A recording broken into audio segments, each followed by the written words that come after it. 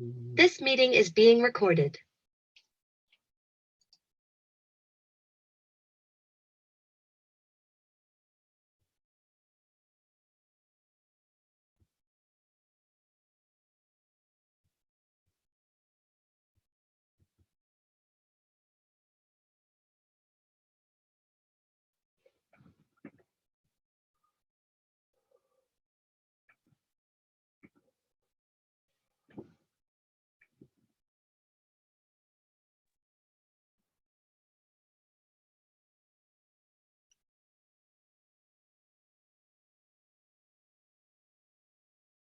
Okay, I think I'm going to make a start.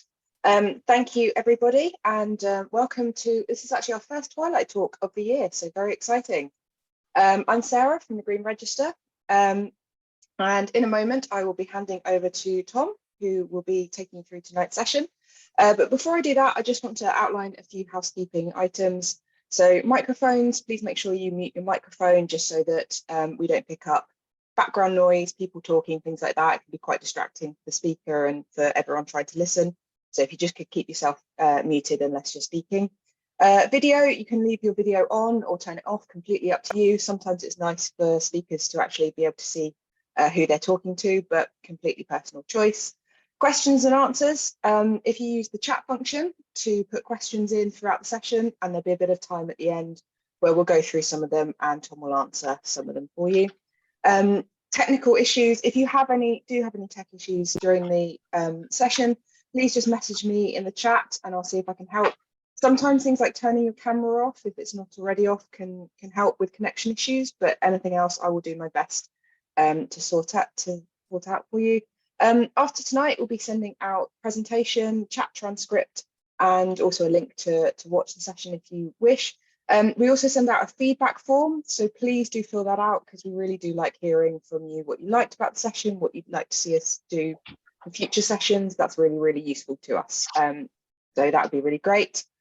Just a reminder, if you enjoyed tonight, we have plenty of exciting training coming up over the next few weeks. A couple of really popular series that we run, retrofitting traditional buildings, and our ES series, which kicks off with how to internally insulate solid stone and brick walls. Both of these series do tend to be quite popular, so do book soon to avoid missing out. That's it from me, and I will pass over to Tom to start off. Enjoy your session, everybody. Great. Good afternoon, everyone. Thanks very much to the Green Register for inviting me to do this. I'm going to attempt to share my screen. Let's hope it works. So we were struggling slightly earlier, but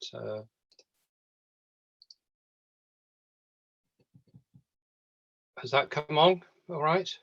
No, that's got your Zoom up, Tom. Oh, let's go back again. What am I clicking on wrong? Have you got the presentation? Are you clicking on the presentation? How's that? Yeah. Great. That looks like the right one, yes. Yeah, good. Okay, thanks very much. So I'm going to try and rattle through this so that there's a bit of time at the end for people to ask questions, but do put questions into chat.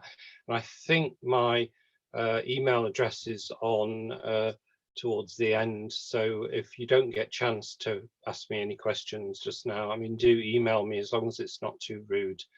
I'll be happy to reply. So we're going to talk about bio-based materials, and essentially I'm not going to try and do a detailed technical description of all the bio-based materials because that would take an awful lot longer.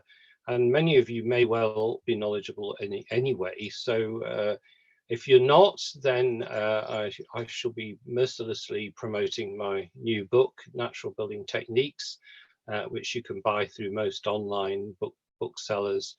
What I really want to talk about today is why we still seem to be a long way from widespread and mainstream adoption of ecological bio-based materials. So that's the objective. So bio-based materials have been used successfully in construction for the past 2 decades or more. Certainly, we've been using them. And yet the question is, why are so many architects and builders still ignoring them? Well, they might not be ignoring them. And in fact, in my experience, an awful lot of people, and probably quite a few on this webinar, would like to use natural materials, but there are all sorts of obstacles and problems that prevent them from doing it. So this isn't, blaming the architects and builders, but that it may be to do with the clients or other regulatory things and so on. But just to run through a bit of history, so we built the first straw bale building to get UK building regulations approval in our local school back in 1997. Neil May set up Natural Building Technologies in 1999. That doesn't really exist anymore, that company, but there are people carrying on his work. The famous hemp houses in Haverhill, built by a housing association in conjunction with the BRE, they were built in 2001. We built a hemp cottage in our garden in 2008. Solid timber started coming in seriously with Murray Grove was built in 2009, and the Wise building, which is probably still the biggest hempcrete building in the UK, was completed in 2010.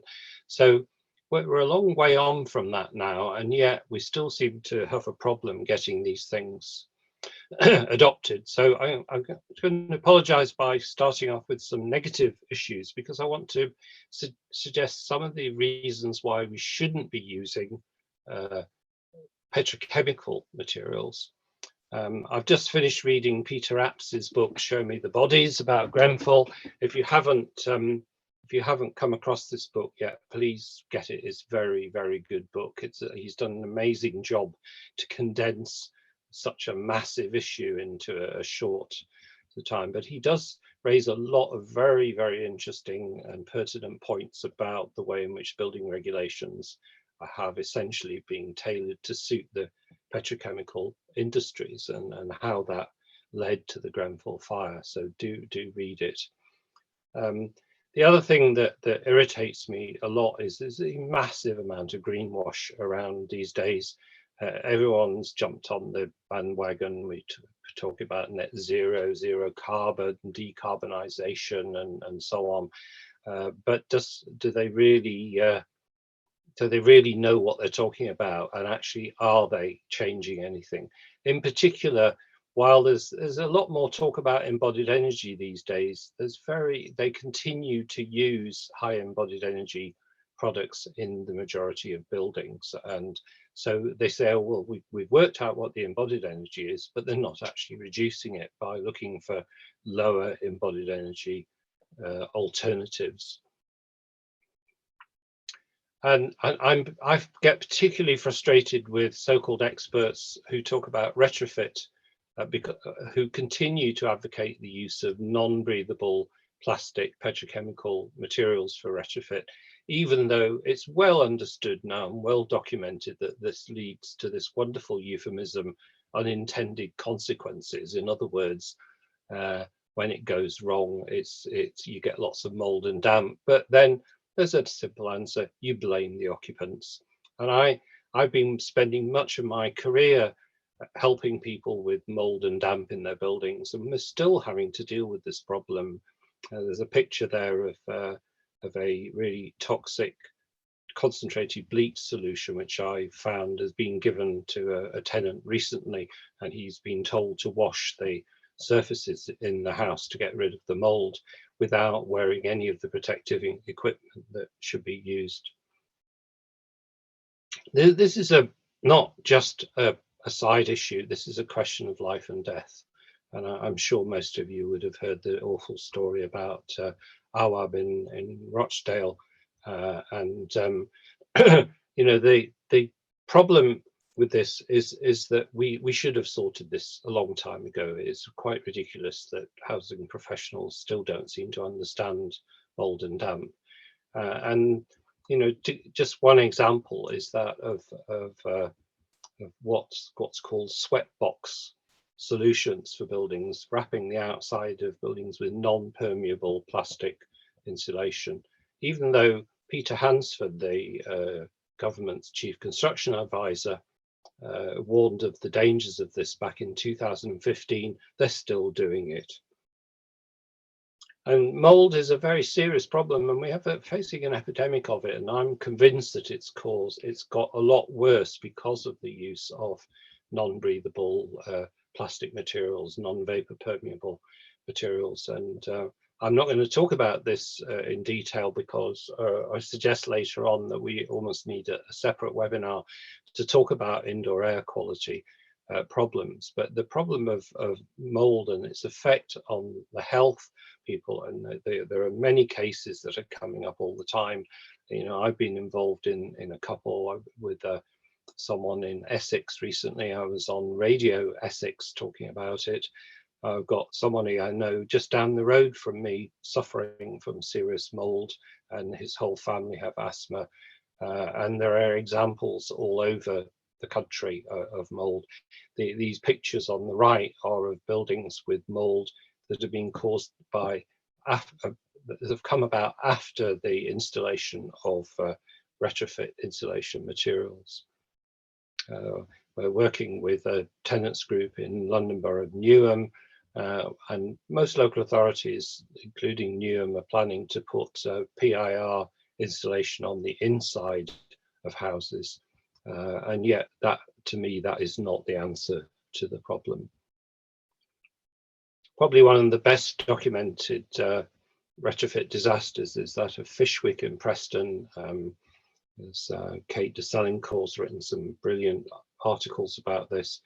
And the damp and mold came about as literally within days of them putting the plastic foam grey polystyrene on the outside of the buildings. There is an attempt now to repair the damage that was done there, but to my amazement, I found from NEA that they're planning to use the same materials again. It's just they say they're going to do it properly this time. Well, good luck with that. There are thousands of cases all over the UK. It is another place where I've been helping some of the tenants in Pendleton and Salford, where they've had Grenfell cladding removed from 17 blocks. And this is what it was like when I was there back in the autumn. I'm not quite sure what's happened since, but they started putting new cladding on the outside of the buildings only to be warned by a structural engineer that it wasn't safe. So the rain is getting into the flats through what they've left at the moment. And this is an indication to me of the lack of professional expertise and knowledge about what to do, how to retrofit buildings and what materials to use. This is a really interesting example that came up recently. And I have to anonymize this really because you know, somebody might work out where it is, but we were sent all the information. And this is where brand new, extremely expensive development in which there's roof construction, which just consists of a big thick layer of polyurethane with a chipboard base to it, and then a plastic membrane on the roof. And this, when they discovered that there was mold growth in the ceiling voids in this building, this is before anybody moved in, so they can't blame the occupants. And the interesting thing about this was that the condensation risk analysis showed that there was no risk of any condensation and therefore mold growth, but there is, it's there. And that shows how poor a lot of the building physics that's available at the moment is in terms of, but it's also, I think, shows how the use of these petrochemical non-breathable materials is going to cause all sorts of problems. And one of the things that I found over the years is that a lot of people talk about insulation as though it's just insulation. It doesn't matter what it is. Any material, any old material that's called insulation is okay to use. And so we put together a book called Thermal Insulation Materials, which is mainly written by my colleague Eshra Latif at Cardiff University, who's a brilliant building scientist.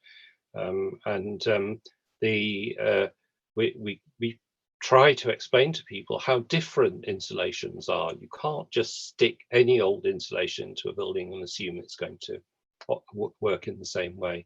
And yet the people continue to say that you have to use these so-called high performance petrochemical insulation materials, despite the serious effects that this has on the environment. One of the biggest problems with these materials is the use of flame retardants, and because you'll get a copy of this presentation later, I'm skipping through these things quite quickly, but I would urge you to have a look at the work that we're doing here and the petition about the dangers of flame retardants and the effect that this has on the health of building occupants, but particularly firefighters, who are much more likely to get cancer as a result of the toxic chemicals that are released from insulation materials. The other thing which is frequently ignored is the impact of the production of petrochemical insulation materials on the wider environment. Flame retardants, again, are a major problem here, because flame retardants are found throughout the oceans now and killing dolphins and other sea mammals in particular. But also you've got really nasty chemicals like isocyanates. Some of you will know about the Bhopal disaster, which was an explosion of methyl isocyanate. And in fact, because isocyanates, which are largely the basis of most petrochemical insulation materials, apart from polystyrene, are so toxic and so dangerous that they're no longer produced in Europe. The main factory in Tarragona in Spain has been shut down. Another factory in Ludwigshafen in Germany blew up twice and killed 2 firefighters. So most of this stuff is coming from other parts of the world, United States, India, and China, and so on. And there was a really important piece of work done by the Environmental Investigation Agency that showed the damage to the ozone layer that was being caused by the production of isocyanate-based insulation materials in China, much to the horror of the Chinese government, who've tried to stamp this out. So it's, this is a major environmental problem. And I think a lot of my green friends still argue that we should be using these isocyanate-based insulation materials because they provide good insulation, which they don't, in my view.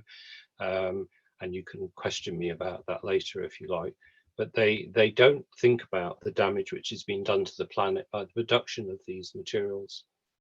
There is also the big problem of flammability, and Peter Apps talks about this in his book about Grenfell, and warns particularly of the dangers of off-site modular construction, and mentions this particular project in Shetland Islands, where when these buildings do go on fire, usually people escape, so there aren't deaths like there were at Grenfell, but they burn the building down very, very rapidly.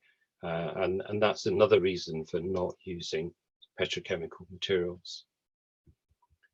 So the way I think to encourage greater uptake of bio-based materials is to recognize those sorts of problems. And I've really just skimmed the surface of that. I could talk about this for much longer, but I want to talk about some positive examples and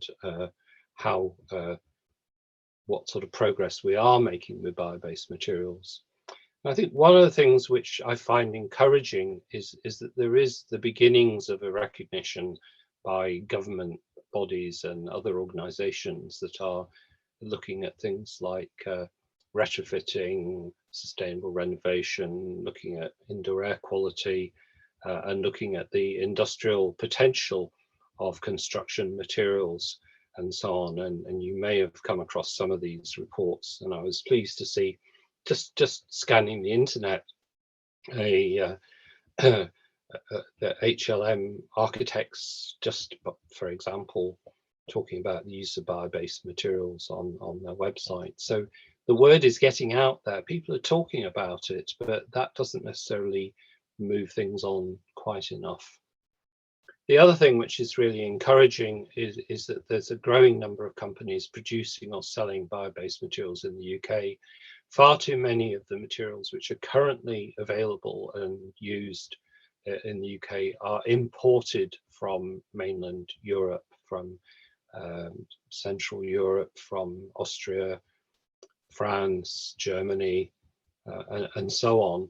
But we are starting to see greater production. And even in the year or so since I wrote my natural building techniques book, there are products which are not in the book because I didn't have enough information about them at the time. So for instance, Sisal Tech in Scotland and Indie Nature and Hemspan don't really figure in the book properly because I didn't have information at the time. But breather plaster, for instance, which got left out by mistake, which I feel very guilty about because there's some great products, and breather board, and lime green, who produce the hemp lime binder which we use. They hadn't produced their data sheet at the time. So the industrial situation, the supply chain, is moving on very rapidly, and it's always a danger when you write a book that it'll be out of date.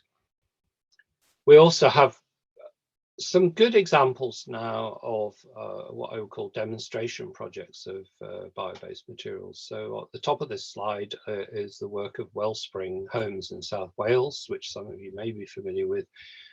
They built a one-off hempcrete house in Maesteg in South Wales, which was sold with a mortgage from Nationwide Building Society without any problem, and they're going ahead with the construction of more houses in just outside Neath in near Swansea. And I think they're already on site with that now. They've built a site hut out of hempcrete. And then you've got a project at the bottom, also in South Wales, down to earth building eco houses. As part of a big development, they were given the space to do 6 demonstration eco houses, which are zero energy houses, which are insulated with wood fiber and other eco materials. So, we are starting to get some demonstration projects. We as architects have been doing hempcrete buildings since we built the hempcrete cottage in our garden, which is at the top of the slide. Last year we had this monitored for a year by University of Ulster, so we got a lot of data which we haven't published yet on particularly on the relative humidity, because one of the great things about hempcrete is it manages humidity because it's hygroscopic, but also its thermal performance is far better than would be expected from the U value, which is often quoted. And then at the bottom of the slide is a house that Rachel Bevan designed in Galloway in Scotland, and there's a great picture of Graham Durant doing the hemp lime spray there using his laser, very high-tech way of getting the walls straight. It looks a bit wiggly on there, but I can assure you it gets the laser works really well. This is a really lovely house, and we're very happy with its performance. Again, the thermal performance already this winter is about twice as good as was predicted by the SAP figure for the house. But then I call SAP the stupid assessment procedure because I think it's just flawed scientifically. I could show you 100 examples of hempcrete projects, but this is one you might well have come across at Margent Farm, where Hemspan held a wonderful conference last summer here, where they have not only built the house out of prefabricated hempcrete panels, but it's also clad with a hemp fiber and bio-based resin corrugated material on the outside. So there's some really exciting projects developing. One of the projects I'm particularly proud of is that of the Rediscovery Centre in Dublin. This is a project that this is the biggest hempcrete project in Ireland, but it also has used quite a bit of wood fibre and also recycled sheep's wool insulation. And it's open to the public. It is the Irish Centre for the Circular Economy, and they run lots and lots of events, particularly for schools, and it's a fantastic educational centre.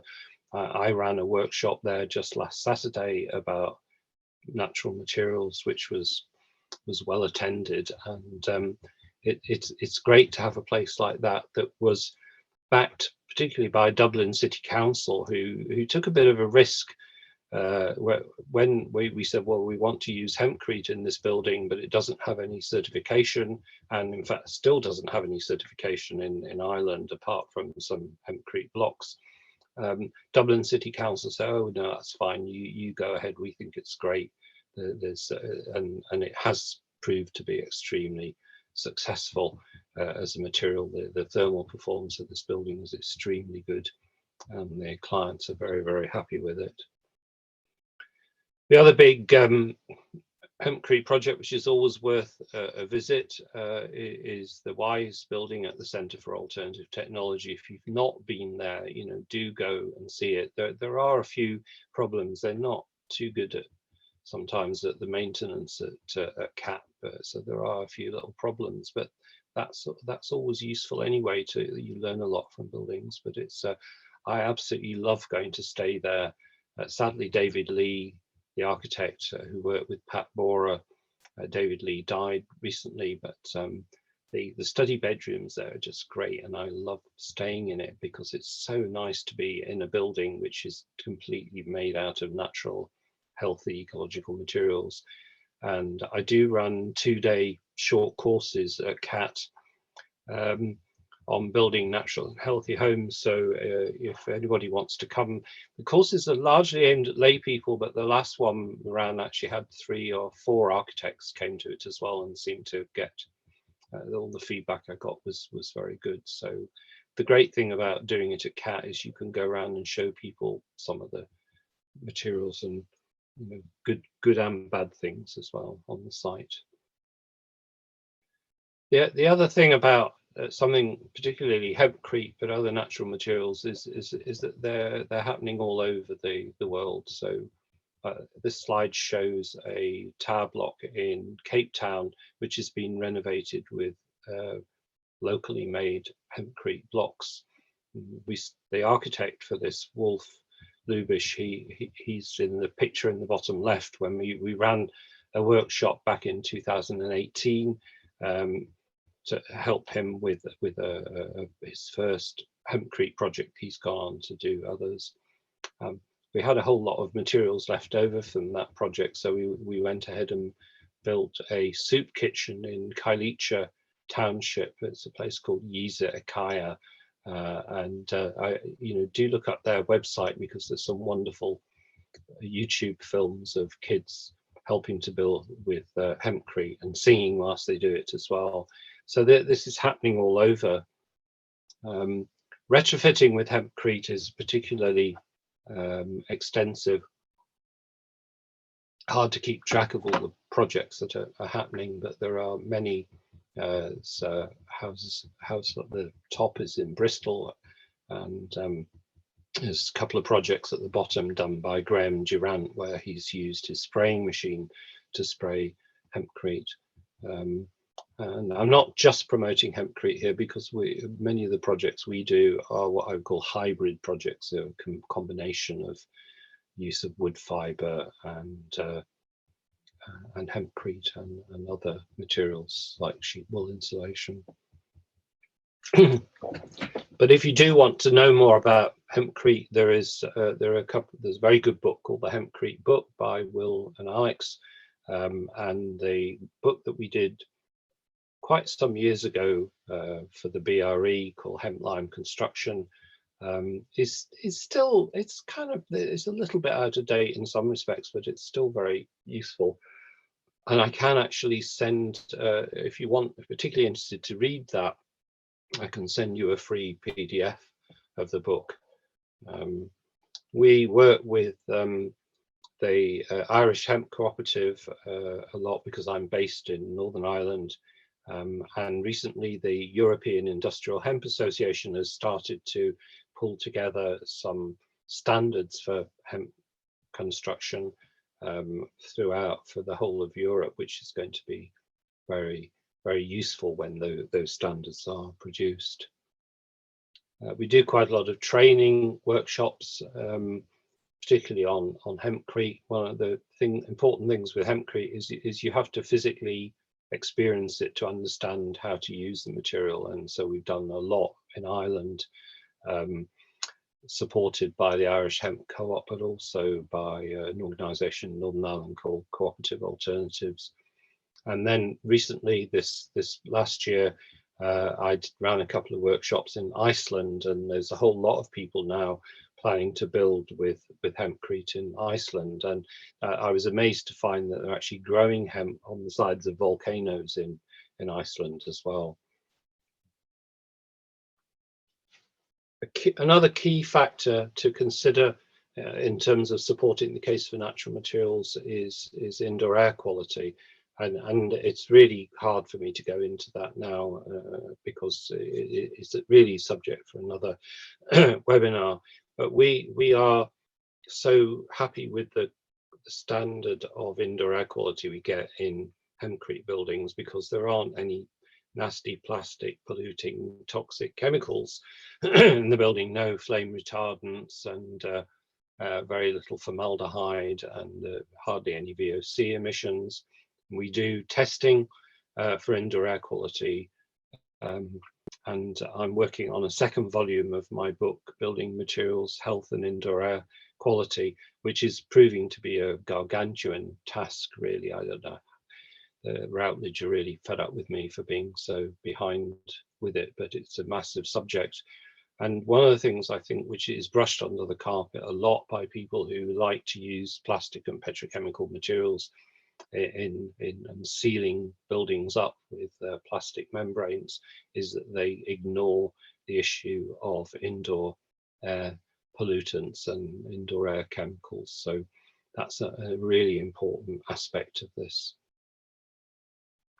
So just to finish off, I'm keen to promote the book, partly because it's been written to provide people with a sort of easy to read introduction to the subject, and I try to cover all the different materials and methods about building with earth, about timber, about lime and masonry, about straw bale building. I was amazed to come across some incredible straw bale building projects which are still going on in the UK. Hemp and hempcrete, obviously. And then there's a long chapter about what I call manufactured natural materials, lots of things, many of which unfortunately are imported from Europe.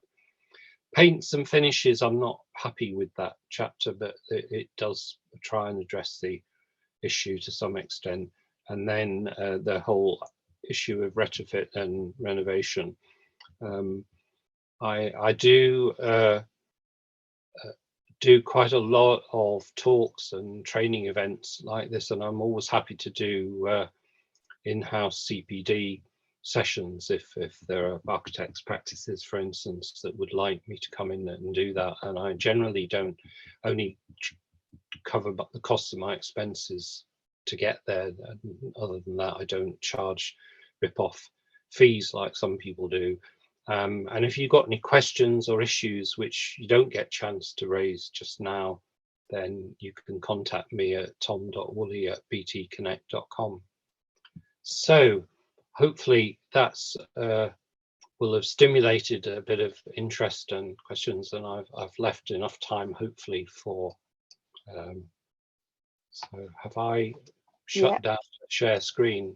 Yes, you have. There's a couple of questions in the chat, but if anyone else has got anything, feel free to use the raise hand or write it in the chat, and we'll sort of come around and start some questions now. So the first one we've got is from Jennifer, and says, what can be done to encourage builders merchants to stock natural materials? Those I contacted said that until architects specify them, builders won't use them, and then there was no point in them stocking them. Yeah, I mean, we do have this massive chicken and egg problem. that the builders merchants will say, well, we won't stock it, and because there isn't the demand for it, and architects often try and specify materials, and then the builders say they can't get hold of them. So one of the reasons I've done the book was to try and show that it's a lot easier to get hold of a lot of these materials than perhaps people realize, and there are suppliers like eco merchants, who I suspect might even be sponsoring this event, so it's probably worth mentioning them because they have quite a wide range of materials, but it is a problem. And I mean, we have really supported a small builders merchant here in Northern Ireland called Heritage Limited, and I give examples of people like that around the country.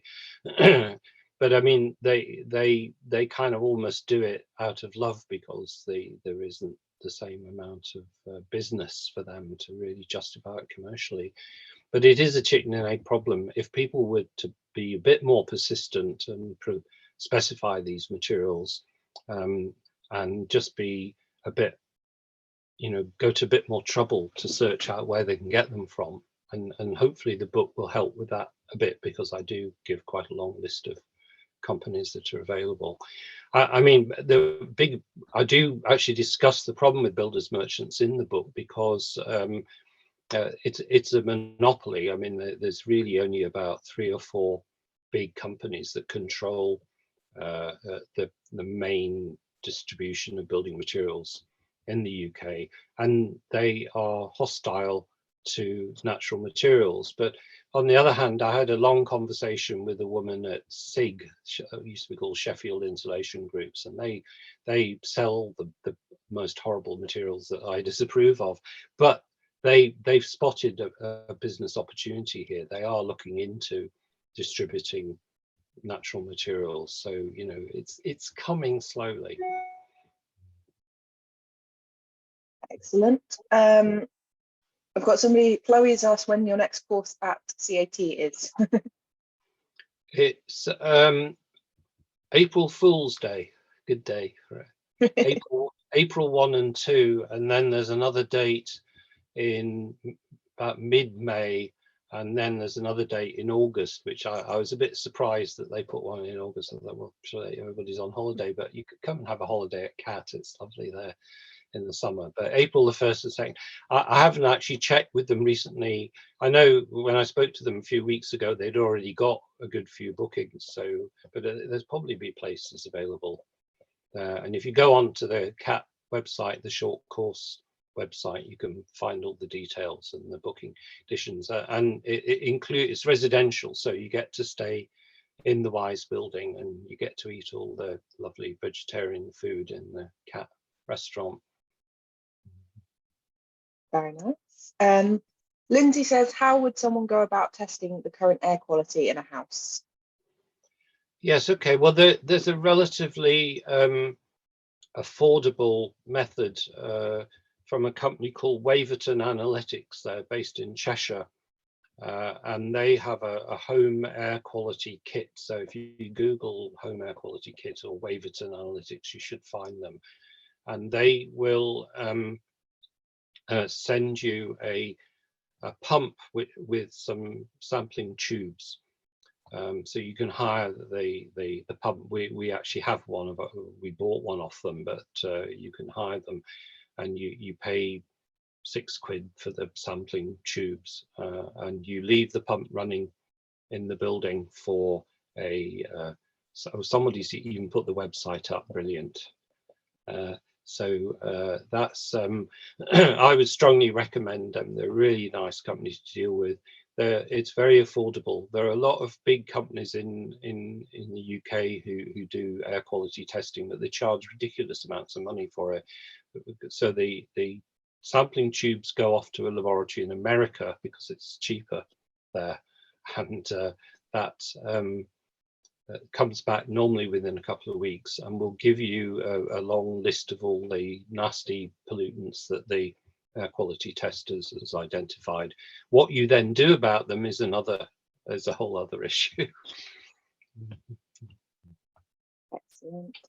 Sorry, I just scrolled down to find the next ones. Tanya wants to know, is there a simple test kit available for VOCs and formaldehyde? Yeah, well, that's the same thing. Oh, is that the same? Sorry. So go on to the Waverton website, and you could get all the information. So Oliver says, for insulation below ground, do you recommend foam glass, and are there any alternatives?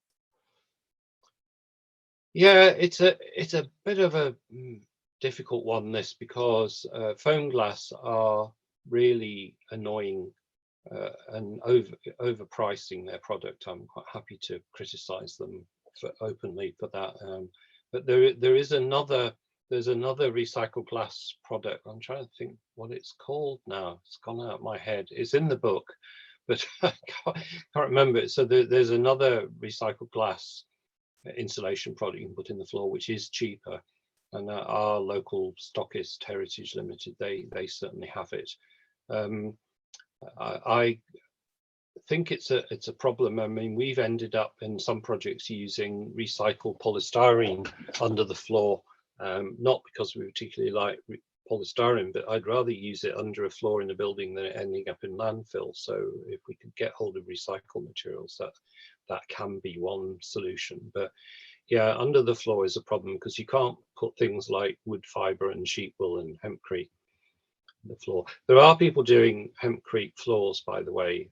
It's not something that we've done, but there are other people who've done it reasonably successfully. But that still needs to go onto a base like recycled glass. I mean, but one of the problems with a lot of these materials is because they're being imported from mainland Europe, they're charging silly money for them, and these things need to be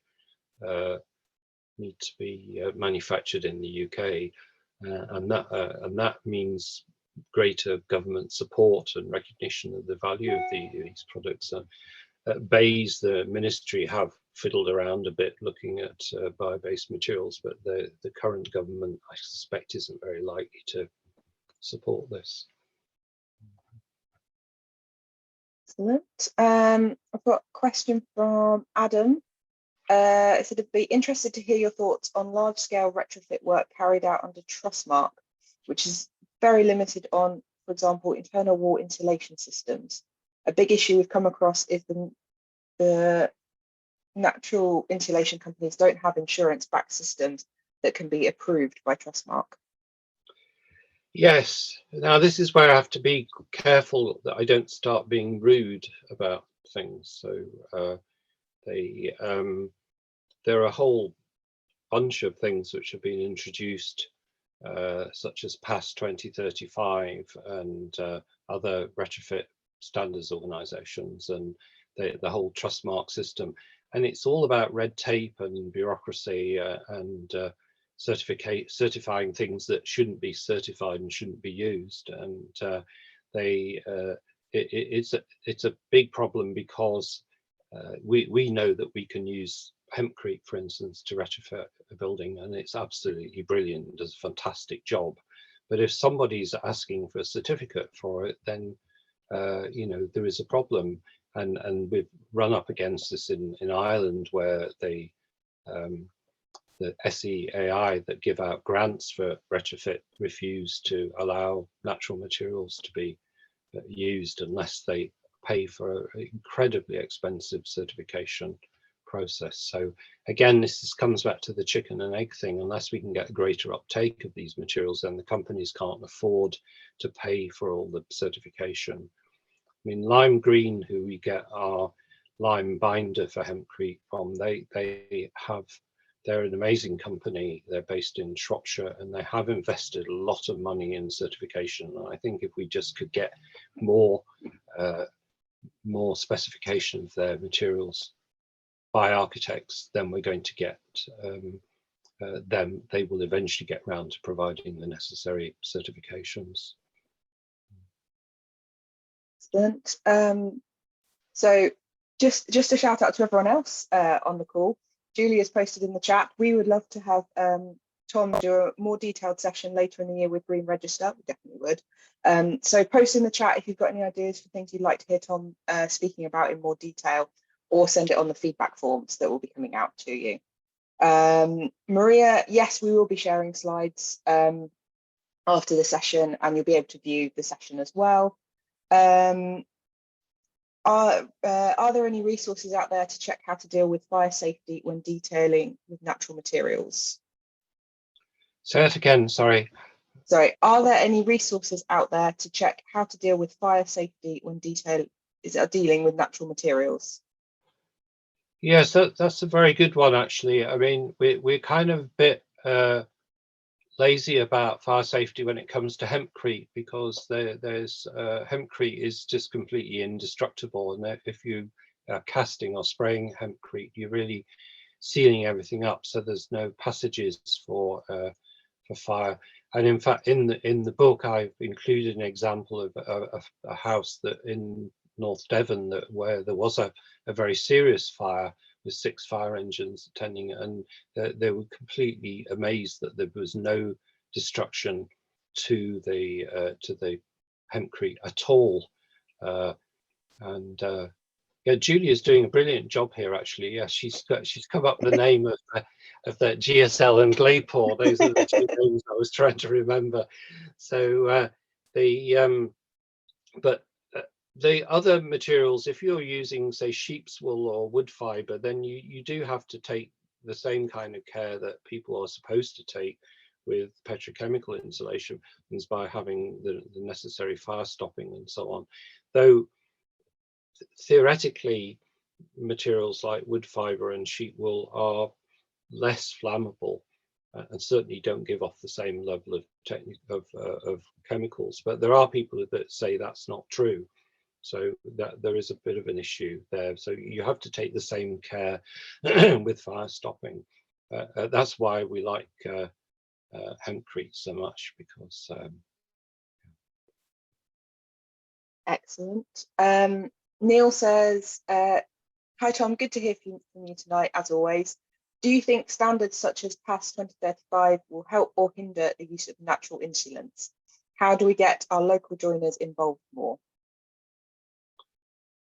Well, I'm afraid I'm totally cynical about PAS 2035. I was at an exhibition at Excel in London last November, and as I approached the Retrofit Academy stand, they all ran away. They didn't want to talk to me. So, you know, it's kind of these people don't like being criticised. I think they're very well intentioned. They just need to get to grips with the whole issue of materials, which they sort of dodge at the moment, because they want to continue to use the petrochemical and synthetic insulation materials in buildings, which is a mistake. And so they just avoid the issue, but they'll have to deal with it sooner or later.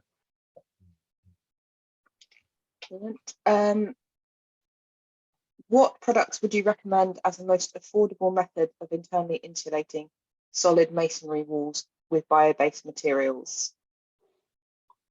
Well, I'm not a big fan of dry lining. I mean, there are projects where people will dry line materials. I mean, there's a project in my book which is just down the road from me here, where this guy went to incredible difficulty to dry line an old masonry building using sheet wool insulation, and making sure that he had an air gap so he didn't have the sheet wool in contact with the walls. I mean, it can be done. I dread to think how much money he spent on it, but the answer is, it always comes back to hempcrete. Hempcrete is just such a brilliant material. You can put it straight onto the existing walls, masonry walls.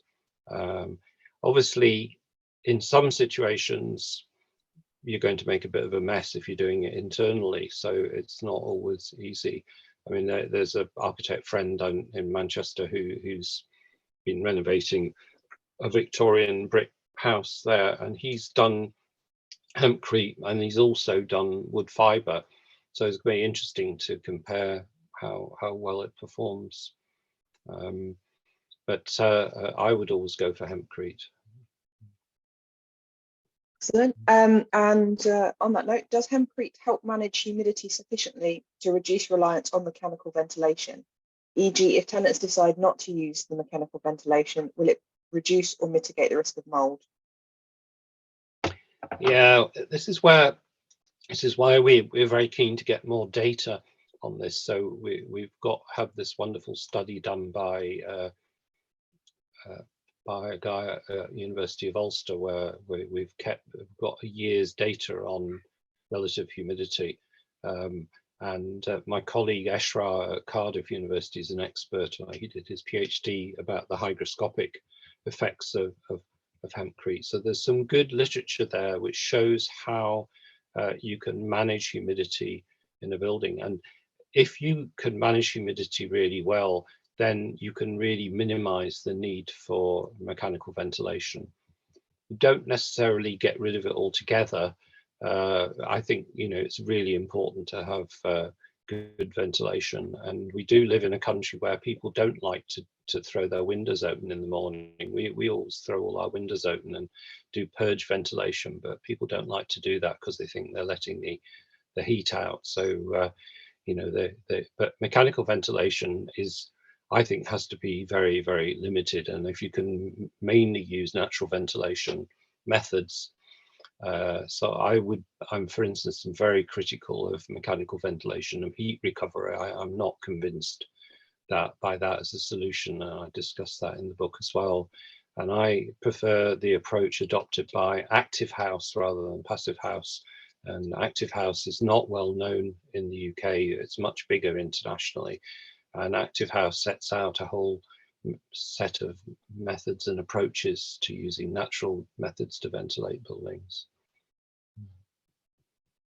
Excellent. We've got, will hempcrete act as a replacement for concrete, e.g. ground bearing slabs and roadways, etc.? No, unfortunately not. I mean, I think sometimes we have to make compromises, and you end up using concrete to some extent. I mean, if you want to avoid concrete altogether, then you need to build basically Walter Siegel timber frame solutions with the floors off the ground. And in many cases, that's a good approach because it also solves the radon problem. So you're not having to put a plastic radon barrier in the floor as well. So if you can manage to build off the ground using timber, post and beam construction, to me, that's the ideal. But otherwise, you might end up with a bit of concrete in the ground. And that's a pragmatic compromise that people have to make a decision on. I noticed somebody's asking about diathanite here. So I mentioned the two main cork lime products in the book. They're both brilliant, really, really great products, but far too expensive. But we had a client recently where he was very interested in using cork lime in this building. So we actually priced it and compared it with hempcrete, and we worked out we could do the hempcrete for about a fifth of the cost of the cork lime product. So even though the cork lime is great, it's also generally, I think you have to apply it in 25 mil thick layers, so you have to build it up. Whereas we can do hempcrete 75 mil all in one go, so it's much quicker. But no, I would never disparage the cork lime product. I think it's really good, but just too expensive. And of course, we don't have any cork trees in UK or Ireland. So again, we're having to import it from Italy or Portugal, whereas we can grow the hemp in the UK without any problem, and it's processed as well. So that makes it a lot more affordable. Excellent. We've got one about how do we overcome the 25-year guarantee requirement, e.g. for eco and other publicly funded retrofit programs, results in the use of petrochemical based insulation materials. Currently, this seems like a huge barrier for the use of natural materials in many retrofit projects. Yeah, that's a good point. I mean, if you followed the Grenfell inquiry, or if you read Peter App's book, you will see how the petrochemical companies have faked their results and all the claims which they make for their products. the way in which they control the whole certification and standards process, which means that we can build a building out of hempcrete. We know it's going to last 100 years. If I'm aware of projects in Ireland, certainly, where petrochemical installations have failed after just a few years. For instance, there was a house in Donegal that we went to go and have a look at, where someone had insulated it with a well-known polyurethane insulation. I won't mention the name of the company, and it had shrunk. So there were big gaps between the insulation. We've come across other examples of projects where, there may be all sorts of guarantees and warranties and certificates and so on, but I don't think they're worth the paper they're written on, to be quite honest. But we need more investment, obviously, in the building up of natural materials, and that's starting to happen now, so that therefore we can have more testing and certification, and we can convince people that they're safe to use. Got someone here who said, I'm currently building a garden room and I'm using sheet wool insulation in the walls. I noticed that it does produce fibres, and being asthmatic, I wondered if any studies have been done as to their effects on respiratory. Yes, there has been. I mean, one of the big claims made for sheet wool insulation is it absorbs formaldehyde. So if there's a lot of formaldehyde around, the sheet wool will absorb that and will convert it into something less damaging, supposedly. I mean, there's plenty of scientific papers on this. We only, if we're using sheet wool insulation, we only use a product which is manufactured in Austria by a company called Isolina, and they do not use any plastic glues or chemicals in their sheet wool insulation. And we put sheet wool insulation into the roof of our hemp cottage, and we'd never do it again because it was full of borax, and the guys installing it actually got ill. They got eye infections from the borax dust that was coming out of the sheet wool insulation. I'm very anti the use of borax as a flame retardant. So if you look up Isolina, it's sold in the UK as sheet wool insulation, and it is available, but it's more expensive than the version that includes these chemicals. But it's much safer, and I think you'd find it's a lot cleaner as well, and there'd be less likely to have dust or fibers getting into the building. And people can get allergic reactions to natural materials as well as synthetic ones. That is a problem. Excellent. And Julia's already got a link in the chat for the Isolina, so do check that out. Am I going to have to pay her after this event? Is it possible to give a quick overview on why you prefer not to use MVHR, aside possibly from the cost, difficulties in retrofitting and embodied CO2 of the extra materials needed? So where are we? John D. Yeah, it's on the chat. Yeah, Yeah. Cost of those retrofitting. Well, again, there's a section in the book where I put the boot into passive house, because the passive house people here will know that I'm not a big fan of passive house, mainly because of their willingness to continue to use petrochemical insulation materials. But I know there's a lot of passive house people who are keen to use natural materials now, which is great. But the problem with MVHR is that it's not that energy efficient. I mean, I've stayed in a passive house straw bale building that had MVHR, and it was bloody freezing, and I had to put on the system and put on the electric heater in the MVHR to warm up the house, and that to me isn't a very efficient way of doing things. I mean, I do have colleagues who are very keen to convince me that MVHR can be a good thing. So, I think if you're very into techie things and you're willing to change the filter every couple of weeks and so on, then maybe it's okay.